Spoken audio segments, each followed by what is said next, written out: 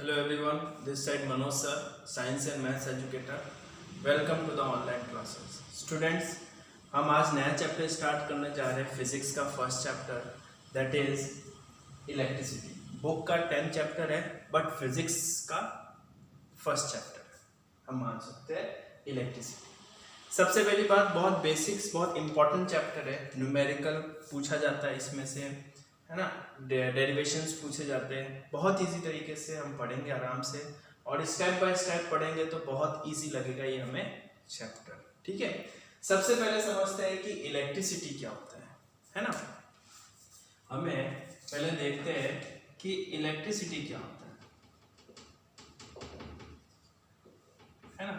तो इलेक्ट्रिसिटी से हम बेसिकली ये समझ सकते हैं कि electricity is study of charge.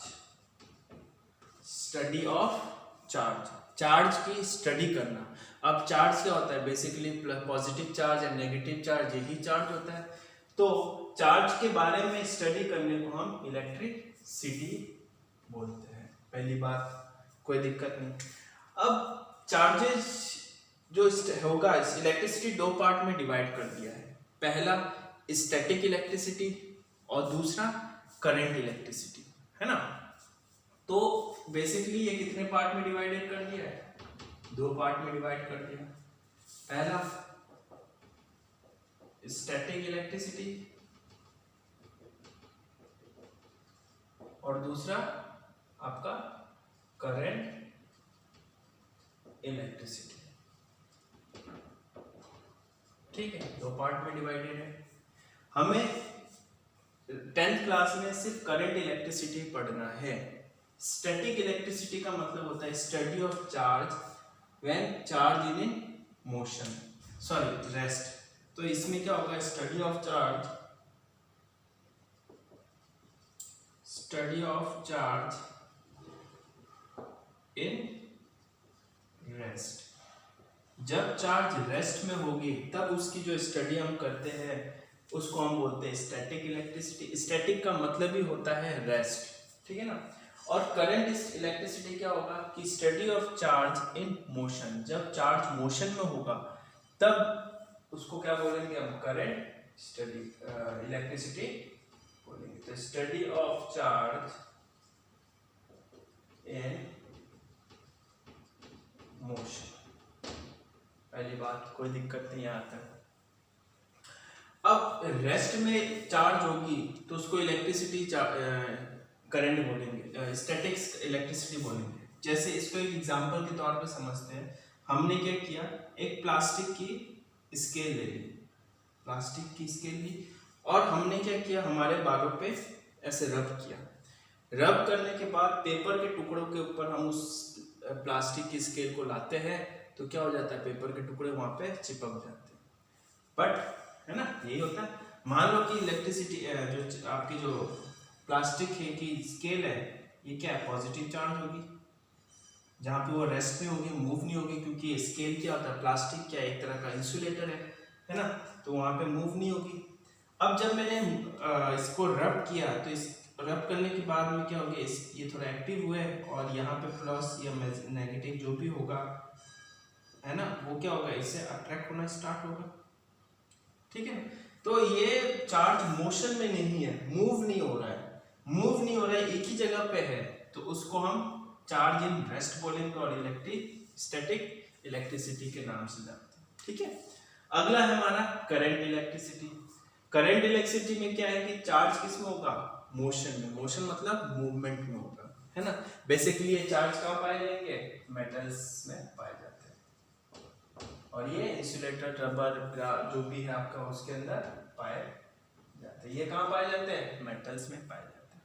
तो जब मेटल्स के अंदर चार्ज मोशन होगा, मूव होगा, तब जो इलेक्ट्रिसिटी होता है उसको हम करंट इलेक्ट्रिसिटी के नाम से जानते हैं.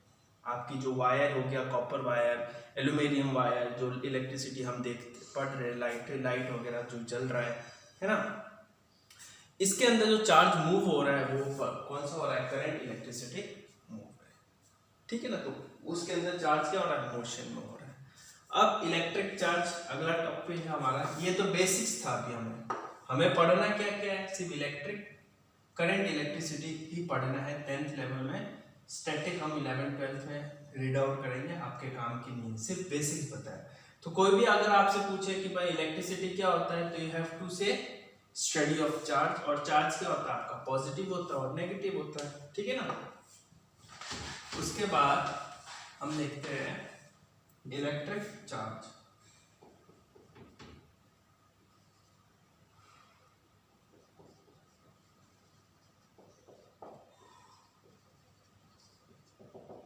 जिसको कैपिटल Q से डिनोट करते हैं, कोई दिक्कत नहीं। और चार्ज क्या होता है, दो टाइप के होते हैं, पॉजिटिव और नेगेटिव। पॉजिटिव प्रोटॉन वगैरह 9th क्लास में हमने पढ़ा है, और नेगेटिव इलेक्ट्रॉन्स, ठीक है ना, Q से डिनोट करते हैं। अब इलेक्ट्रिक चार्ज क्या होता है, इलेक्ट्रिक चार्ज क्या होता है, ये किसी भी पार्टिकल की प्रॉपर्टी होती है। आई रिपीट, कोई भी पार्टिकल हो उसकी ये प्रॉपर्टी होती है कि वो पॉजिटिव है या नेगेटिव है, राइट। मान लो कोई पार्टिकल मैंने लिया जिसमें क्यूब चार्ज है ना, और इसके चारों तरफ मैंने एक पार्टिकल ले लिया जिसमें एक क्यूब चार्ज है, इसमें पॉजिटिव है, ये अगर नेगेटिव होगा तो ये क्या करेगा, इसके को अट्रैक्ट करेगा। और अगर यहाँ पे ये पॉजिटिव हुआ तो ये क्या करेगा, इसको रिपेल करेगा, है ना, रिपेल करेगा। तो बेसिकली इलेक्ट्रिक चार्ज क्या होता है, इलेक्ट्रिक चार्ज क्या होता है, it is a property present in any particles known as electric charge, जिसको डिनोट किससे करते हैं हम लोग, Q से डिनोट करते हैं। अच्छा, इसकी भी कोई ना कोई यूनिट होगी, यूनिट इन द सेंस जैसे हम बाकी के सेंटीमीटर मीटर पढ़ते हैं, उसी तरह से फिजिक्स में भी कई क्वांटिटी की यूनिट्स होती है। तो इलेक्ट्रिक चार्ज की ऐसा यूनिट जो होती है वो होती है कूलम, ठीक है ना, वो होती है आपकी कूलम। पहली बात चीज होगी, है ना, दैट इज हम कह सकते हैं इसको कि इलेक्ट्रिक करंट हो गया, इलेक्ट्रिक चार्ज हो गया, कूलम हो गया, ठीक है ना। और एक और चीज, एक फॉर्मूला इससे बनेगा, वो फॉर्मूला ये है कि कोई भी कंडक्टर है, फॉर एग्जांपल मेटल, कोई भी कंडक्टर है जिसमें Q चार्ज है ना। अब सबसे स्मॉलेस्ट पॉसिबल चार्ज कितने होंगे, एक इलेक्ट्रॉन में। एक इलेक्ट्रॉन में चार्ज इज इक्वल टू क्या होता है, यहाँ पे इलेक्ट्रॉन होता है ना, जो चार्ज है वही इलेक्ट्रॉन है। अब चार्ज में अभी नेगेटिव की बात कर रहा हूं तो नेगेटिव इलेक्ट्रॉन के बराबर है। तो एक इलेक्ट्रॉन में कितने चार्ज होंगे, एक इलेक्ट्रॉन में सबसे स्मॉलेस्ट पॉसिबल चार्ज कितने होंगे, वो होगा E is equal to 1.6 into 10⁻⁻⁹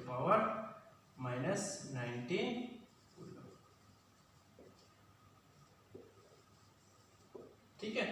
ये होगा आपका जो है एक, मतलब एक चार्ज पे पॉसिबल चार्ज इलेक्ट्रॉन होंगे, एक इलेक्ट्रॉन में कितने चार्ज होंगे वो आपको बता दिया मैंने, ठीक है ना।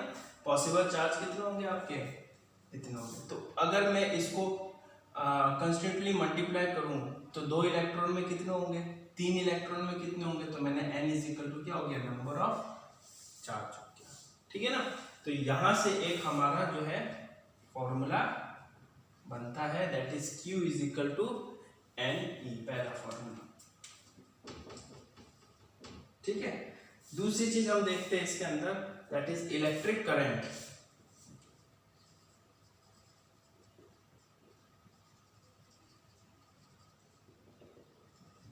Electric current is equal to, electric current I से डिनोट करते हैं। पहली बात तो I is equal to charge upon time. क्या होता है, चार्ज अपॉन टाइम। आपको बुक में लिखा होगा कि if charge Q passes through a point in a time t, कोई भी चार्ज कोई भी पॉइंट से मूव कर रहा है इन अ टाइम, कोई भी एक टाइम पे मूव कर रहा है, उसको हम इलेक्ट्रिक करंट के नाम से जानते हैं, है ना। इसका ऐसा यूनिट देख लेते हैं, ये क्या होता है, चार्ज, चार्ज किसको होता है, कूलम, अपॉन टाइम किसमें होता है, सेकंड, है ना, टाइम किस में होता है, सेकंड, तो कूलम अपॉन सेकंड जो होता है वो हमेशा क्या होता है, एम्पियर। तो आई जो करंट है वो उसकी एसआई यूनिट क्या है आपके पास,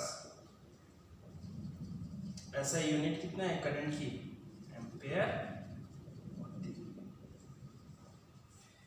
बच्चों ये जो यूनिट्स है, ये यूनिट आपको बहुत अच्छी तरह से याद होना चाहिए, क्योंकि अगर यूनिट ही नहीं लिखेंगे तो 1/4 नंबर न्यूमेरिकल में ऐसे ही कट जाएगा। ठीक है, तो हमने पढ़ लिया इलेक्ट्रिक चार्ज क्या होता है, किससे डिनोट करते हैं, उसकी एसआई यूनिट क्या होती है, और एक इलेक्ट्रॉन में कितने चार्ज होते हैं वो हमने देख लिया। एक चार्ज में कितने नंबर ऑफ इलेक्ट्रॉन्स होते हैं वो हमने देख लिया। ठीक है, that is 1.6 × 10⁻19 coulomb possible charge होते हैं किसमें, एक इलेक्ट्रॉन। अगर 2 इलेक्ट्रॉन होगा तो 2 से मल्टीप्लाई कर देंगे, 4 इलेक्ट्रॉन होगा तो 4 से मल्टीप्लाई कर देंगे, है ना। तो ये बेसिकली ये स्टैंडर्ड है, you have to learn this. 1.6 × 10⁻19 coulomb. ठीक है ना। आगे हमने देखा था इलेक्ट्रिक करंट क्या होता है, दैट इज इलेक्ट्रिक करंट को हमने आई से डिनोट किया था, है ना। I is equal to Q upon time, मतलब कि किसी भी पॉइंट में अगर जो चार्ज मूव हो रहा है वो पर यूनिट टाइम में कितना मूव हो रहा है उसमें I हो जाएगा, that is coulomb upon charge को क्या बोलते हैं हम, कूलम, और टाइम को क्या बोलते हैं हम, सेकंड। तो coulomb upon second is equal two ampere होता है, तो करंट की ऐसे यूनिट कितनी हो गई, एम्पियर हो गई, है ना। तो ये पहला फॉर्मूला हमारे पास ये हो गया, और दूसरा फॉर्मूला हमारे पास बेसिकली, है ना। यहां तक हमने देख लिया कि ये तरीका होता है। अब यूनिट ऑफ चार्ज में हमने देखा, एक चीज और याद करना आप लोगों को, that is 1 milli ampere is equal to 1 milli ampere is equal to 10⁻³ ampere. कभी कभी न्यूमेरिकल में आपको पूछ लेंगे कि करंट जो है 0.5 मिली एम्पियर जा रही है, तो ये सबसे छोटी यूनिट में उसको कन्वर्ट करना पड़ेगा, मिली एम्पियर को पहले कन्वर्ट करना पड़ेगा एम्पियर में, उसके बाद आप सॉल्यूशन करोगे। और 1 micro ampere is equal to 10⁻⁶। ठीक है, यहां तक आपने पढ़ लिया।